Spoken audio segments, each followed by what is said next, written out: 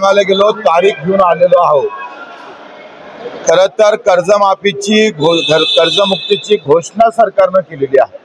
तुम्ही लक्षात घ्या का जे सरकार या सगळ्या गोष्टीपासून योग्य वेळ अशी म्हणत होती ते योग्य वेळ आमच्या सगळ्या कार्यकर्त्यांना, सगळ्या नेत्यांनी, सगळ्या शेतकरी नेत्यांनी एकत्र होऊन जे योग्य वेळ त्यांची 28ची 29ची असू शकली असती ते आम्ही आत्ता आणलेली आहे।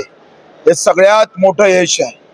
सरकार नेहमीच सांगत होतंय का कधी कधी सुरुवातीला जर आम्ही पाहिलं तर आम्ही कर्जमाफीचं बोललोच नाही असे अजितदादा म्हणाले। आम्ही कुठे बोललोय? देवेंद्रजी म्हणे का आम्ही 5 वर्षाचं आश्वासन दिलेलं आहे, 5 वर्षात कधीही करू। आता या आंदोलनाचा सिलसिला रायगडाच्या उपोषणापासून तर मोदरीच्या अन्नत्याग आंदोलनापासून तर पदयात्रेनंतर हा जो सगळा आम्ही सगळ्या नेत्या लोकांनी, जानकरजी असेल, सटपजी असेल, आमचे नवलेजी असेल, शेट्टी साहेब, तुपकरजी, क्षीरसागरजी असेल, पोहरेजी असेल, या सगळ्यांच्या मोठेपणानं, यांच्या खऱ्या भूमिकेमुळं आणि महत्वाचं शेतकऱ्यांच्या खऱ्या सहकार्यामुळं हे यश खऱ्या अर्थानं हाती आलेलं आहे। पहिल्यांदा तर आम्ही तारीख मिळवलेली आहे। तारखेपासून जे सरकार पळत होतं ते सरकार तारखेवर आणून ठेवलं, हे सगळ्यात मोठं यश आहे। आता तारखेनंतरच्या अनेक गोष्टी त्याच्यात आहे, अनेक बारकावे आहे। आम्ही सरकारला असं सुस्त झोपू देणार नाही, आम्ही वाज ठेवणार। सरकारचं अभिनंदन करतोच, आभार मानतोय। इतक्या आर्थिक बिकट अवस्थेमध्ये सुद्धा देवेंद्रजी असेल, एकनाथजी शिंदेने सुद्धा आम्हाला अगोदर आश्वासन दिलं होतं मुख्यमंत्री असताना, अजितदादा असेल, या सगळ्यांनी या कठीण परिस्थितीतून मार्ग काढला, त्याबद्दल त्यांचा आभारच आहे। परंतु हे सगळं करताना यामध्ये जर कटकारस्थान झालं तर आम्ही कोणालाही सोडणार नाही। फसवणूक होती, सरकारनं फसवणूक केलेली आहे। काल तुमच्यासोबत एका व्यासपीठावर जरांगे साहेबांनी म्हटलं त्यांच्या दृष्टिकोनातून त्यांना तसं वाटत असेल, त्यांनी उपोषण सोडल्यावर बाकीचे लोक अशाच प्रतिक्रिया देत होते। त्याच्यानं तो आपापलं स्वतंत्र मत असतं। मला असं वाटतंय का त्यांनी कोणत्या भावनेतून म्हटलं काय असं आम्ही त्यांना समजून घेऊ। खरं तर ही जे 31 जून 2026 केलं याच्या मागचं दुसरं लॉजिक असं आहे का या वर्षाचा जो रनिंग कर्जदार आहे हा 31 मार्च 2026 ला थकीत होणार आहे। लक्षात घ्या, जर आता घोषणा केली असती तर 24-25 वाला आला असता। 1 वर्षाला जो मुळात आज अडचणीत सापडलेला आहे, अतिवृष्टीमध्ये सापडलेला आमचा शेतकरी आहे, तोच नेमका सुटला असता। याचे अनेक फायदे आहेत। आता ते समजणाऱ्याला समजून घ्यावं। ज्याला आम्ही पाहतो शेंगदाण्याची चव माहित नाही, तो जर काजूची सांगत असेल तर त्याला काय करणार आहे? या सगळ्या गोष्टीमध्ये आपण समजून घेतलं पाहिजे। काही घरी बनवून कॉमेंट्स करणारे लोक आहे, काही आपले मत व्यक्त करणारे आहे, कधी आंदोलन केलं नाही, कधी बाहेर रस्त्यावर आले नाही। आम्ही एवढी मेहनत घेतली, लागण तेवढे गुन्हे दाखल घेतले, रात्रीचा दिवस केला, रक्ताचं पाणी, रक्ताच्या उलट्या आमच्या मुखाद्वारे झाल्या, एवढे सगळे कष्ट केल्यावर काही लोक काही आरोप करतात, त्याला आम्ही काही करायचं नाही आहे। आमचं मन पवित्र आहे। शेतकऱ्याप्रती जी काही भावना आहे त्या तेवढ्याच तिखट। जर दगाफटका झाला तर बच्चू कडू फासावर जाने तैयार है।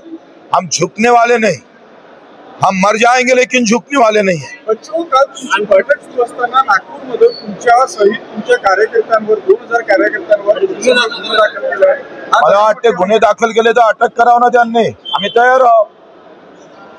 हे का आंदोलन केल्यानंतर गुन्हे दाखल होणार, त्या पद्धतीचं समोर येणार, तेवढा रोष व्यक्त करणार, सरकार जेवढं नमवायचं तेवढं नमवायचा प्रयत्न करेल। एका इकडे मॅनेज झाल्याच्या बातम्या होतोय, दुसऱ्या इकडे आम्हाला गुन्हे दाखल होतोय, हे कुठला प्रकार आहे? लक्षात घ्या, 2026 ही जर तारीख आमच्यासाठी 30 जून 2026 म्हणजे रनिंग कर्ज आता 31 मार्च 2026 ला ते थकीत होईल आणि आताचा कर्जदार, आजच्या वर्षाचा कर्जदार थकीत मध्ये येईल आणि तो माफ होईल। ही सगळ्यात मोठी रणनीती आमच्या नेत्यानं खेळलेली आहे, आमच्या लोकांनी, आणि त्याचा फायदा अधिक जास्त शेतकऱ्याला होणार आहे। आंदोलन संपलं नाही, आंदोलन संपलं नाही। जेथपर्यंत कर्जाचा हप्ता पैसा बँकेत जात नाही तोपर्यंत आंदोलन संपणार नाही. थोड़ी जरी इकडे तिकडे नजर केली तर खबरदार, हम यहाँ खड़े हैं, हम अभी जिंदा है.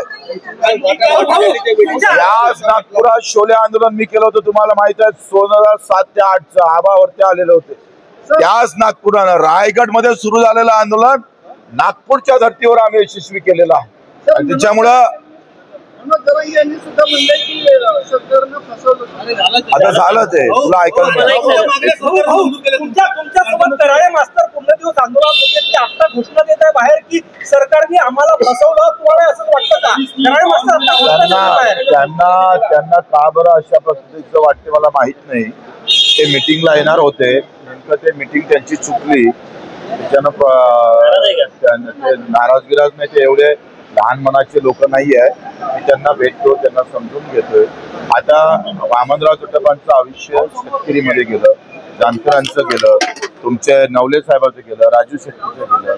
म्हणजे एक मला समजत नाही, दुर्दैवी गोष्ट आहे. मी दिव्यांगाचं आंदोलन केलं तेव्हा अशा कुठल्याही आरोप विरोध कुठलाही होत नव्हते. फार प्रामाणिकतेने लोक आंदोलन कर्त्यावरच, म्हणजे लढणारा असतं का नाही, अरे तुझ्या छातीत गोडी नाही लागली रे, ते छातीत लागायला पाहिजे होती, पायात का लागली. हे असे काही लोक इतके विचित्र बुद्धीचे पैदा झालेले आहे मला माहित नाही. म्हणजे लढणाऱ्याच्या छातीत गोळी लागली तर त्याला बरं वाटतं, वा वा वा, अब लढाई. अजून डाटा एंट्री ऑपरेटरचा विषय आहे, ग्रामपंचायत कर्मचाऱ्याचा आहे, दिव्यांगांचा. आता परवा एक GR निघणार आहे अंगणवाडी सेविकेच्या संदर्भात. दुसरा आमच्या मेंढपाळाचा विषय आहे. मच्छीमाराचा नाही झालाय, मच्छीमाराची चर्चा व्हायची आहे, मेंढपाळांची चर्चा झाली. आणि या सगळ्या विषयावर आता पुन्हा एक बैठक होणार आहे बाकीच्या विषयावर.